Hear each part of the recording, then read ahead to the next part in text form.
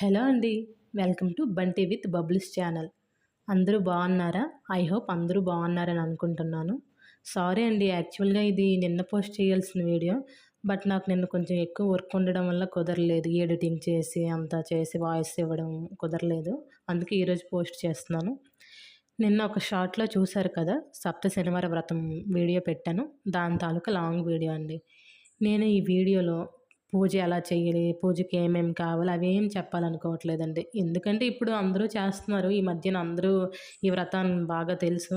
So, నేను వీటి గురించి ఏం చెప్పను. ఎందుకంటే అందరికి తెలుసు కాబట్టి. నేనేం చెప్పాలనుకుంటున్నానంటే, అసలు నాకు ఎలా భగవంతుడిపై నమ్మకం కలిగింది, నేను ఎలా నమ్మాను అనేది. ఎందుకంటే నాకు ఫస్ట్ నుంచి అంత దేవుడిపై అంత నమ్మకమైతే లేదు. అంటే నమ్మకం అంటే నమ్మకం ఉంది. బట్ అంటారు కదా! ఆయనే అంత, అన్నీ అతనే చూసుకుంటారు అన్నంత అలా నమ్మలేదు నేనెప్పుడు.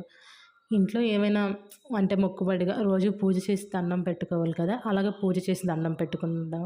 లేదంటే ఇంట్లో చెప్తుంటారు కదా! గుడికెళ్ళి ఈరోజు సోమవారం, మీరు శనివారం అలా గుడికి వెళ్ళాలి ఏదో మొక్కుబడిగా వెళ్ళడం తప్ప అంటే నేనెలా అనుకునేదాన్నంటే దండం పెడితేనే చూస్తాడా, పూజ చేస్తేనే దేవుడు మనల్ని చూస్తాడా, మనం మంచిగా ఉంటే ఆ దేవుడే కదా చూస్తాడు అన్నట్టు నమ్మేదాన్ని.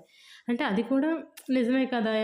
ఎందుకు ఇంక సెపరేట్‌గా పూజ అయితే ఓకే. పూజ చేసి దండం పెట్టాలి గానీ, ఏవో పూజలు, వ్రతాలు, గుడికెళ్ళడం అలా అనుకుని కొంచెం ఏం నమ్మేదాన్ని కాదు మొత్తం ఆయనన్నట్టు.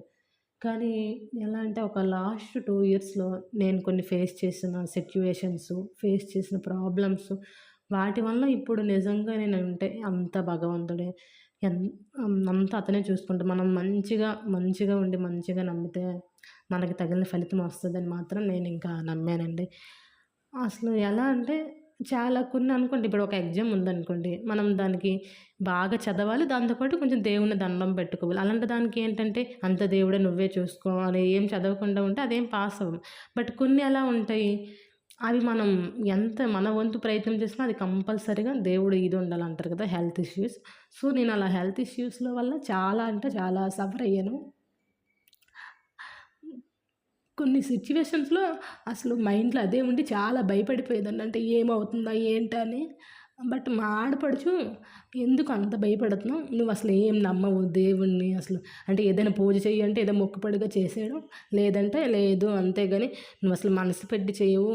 నీకిప్పుడు దేని గురించి అయితే భయపడుతున్నావో అది ఇంక మనసు పెట్టి నిజంగా చెప్తున్నానండి కనకదార స్తోత్రం చదువు. దానివల్ల నీకు చాలా అంటే చాలా ఇంప్రూవ్ అవుతావు" అని చెప్పింది తను. నేను అవునా!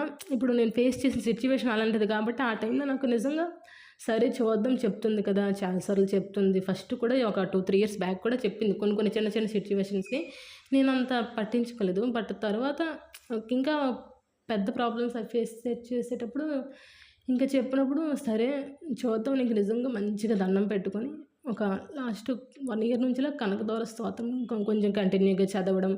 అప్పుడింకా బాగా అంటే ఎలా అంటే తెలియకుండానే అలాగా భగవంతుడికి కొంచెం దగ్గరవ్వడం జరిగింది. ఆ ప్రాసెస్‌లో అసలు నేను ఎంతలా మారానంటే, ఇప్పుడు ఆ కనకదార స్తోత్రం చదవడం, ఇంకా కొంచెం భగవంతుని బాగా నమ్మడం. నేను దేని గురించైతే భయపడ్డానో నిజంగా చెప్తాను. అవి అసలు ఎంత జరుగుతదని ఒక టెన్షన్ ఉంటది. ఏమవుతుందో అవి అసలు నిజంగా జరిగాయండి. జరగడమే కాదు నాలో కూడా చాలా మార్పొచ్చింది. ఒకప్పుడే లేచి ఏదైనా పూజ చేయాలంటే మొక్కుబడిగా చేశాను. బట్ ఇప్పుడు ఆ పూజ నీట్‌గా చేసుకోవాలి, మంచిగా చేసుకొని ఉదయాన్నే లేచి నాకే తెలియకుండా చాలా మారిపోయాను. ఎలా అంటే ఇప్పుడు కోరుండి ఏదైనా పూజ చేస్తే బావున్ను. ఈరోజు సోమవారమా ఇంకా ఒక హ్మ్. ఈశ్వరుని పూజ చేసుకోవాలి. అలా అన్నట్టు నాలో నేనే మారిపోయాను. అసలు చాలా చేంజ్ అయ్యానండి. దా కనకదార స్తోత్రం అసలు నేను చాలా నమ్మాను. ఇది అందరికీ నమ్మాలని ఏం లేదు. బట్ ఎవరైనా కొంచెం అలాంటి ప్రాబ్లమ్స్‌లో ఉంటే ఒకసారి నిజంగా కనకదార స్తోత్రం చదివి అలవాటు చేసుకోండి. చాలా మీకే తెలుస్తుంది ఇంప్రూవ్‌మెంట్. అసలు మా ఆడపడుచు బాగా చదివి తను కొన్ని ఫేస్ చేసి నిజంగా నాకు చెప్పింది. నేను కూడా అలానే చేశాను.